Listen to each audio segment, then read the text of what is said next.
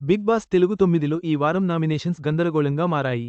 పవన్, కళ్యాణ్ మధ్య వాదనలు, రీతూపై దివ్య నిప్పులు చెరగడం వంటి సంఘటనలు జరిగాయి. ఈ పరిణామాలతో దివ్య డేంజర్ జోన్లోకి వెళ్లగా, ఆమె ఎలిమినేషన్ ముప్పును ఎదుర్కొంటోంది.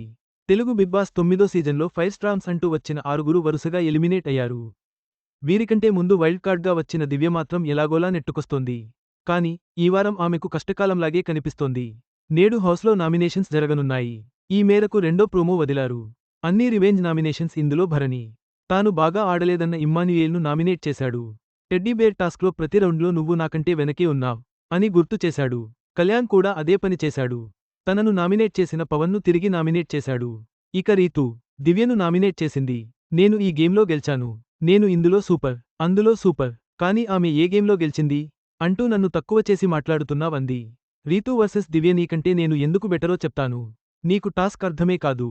అలాంటిది నువ్వు గేమ్స్ గురించి మాట్లాడుతున్నావా అని దివ్య ఇచ్చిపడేసింది. తర్వాత దివ్య రీతూని నామినేట్ చేసింది. ఈ క్రమంలో ఇంకా ఎంతకాలం నన్ను తొక్కుతావ్ అని రీతూ అసహనం వ్యక్తం చేసింది. మొత్తానికి ఈ వారం సంజన, దివ్య, పవన్, కళ్యాణ్, ఇమ్మాన్యుయేల్, భరణి నామినేషన్స్లో ఉన్నారు. డేంజర్ జోన్లో దివ్యవీరిలో కళ్యాణ్, ఇమ్ములకు ఓట్లు భారీగా పడతాయి. అందులో డౌటే లేదు. పవన్, భరణి, సంజనకి కూడా ఈ మధ్యకాలంలో నెగటివిటీ లేదు కాబట్టి కాస్త సేఫ్ జోన్లో ఉన్నారు. గత 2 వారాలుగా దివ్య ఎక్కువ నెగెటివ్ అవుతూ వస్తోంది.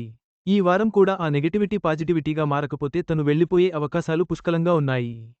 ఫ్యామిలీ వీక్ కోసం సంజనాను ఇంతవరకు తీసుకొచ్చారు. ఈ వారం ఆ అవసరం తీరిందని ఆమెను పంపించేసినా ఆశ్చర్యపోనక్కర్లేదు. మొత్తానికి ఈ వారం బిగ్ బాస్ హౌస్లో దివ్య పరిస్థితి క్లిష్టంగా మారింది. ప్రేక్షకుల ఓట్లు ఆమెను కాపాడతాయో లేదో వేచి చూడాలి.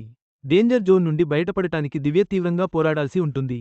ఈ వీడియో మీకు నచ్చినట్లయితే లైక్ చేయండి. మీ స్నేహితులకు షేర్ చేయండి. మా ఆంధ్రవిలాస్ ఛానల్ను సబ్స్క్రైబ్ చేసుకోండి. పక్కనే ఉన్న గంట గుర్తుపై క్లిక్ చేయడం మర్చిపోవద్దు. తాజా సినిమా వార్తల కోసం ఆంధ్రవిలాస్.net చూడండి.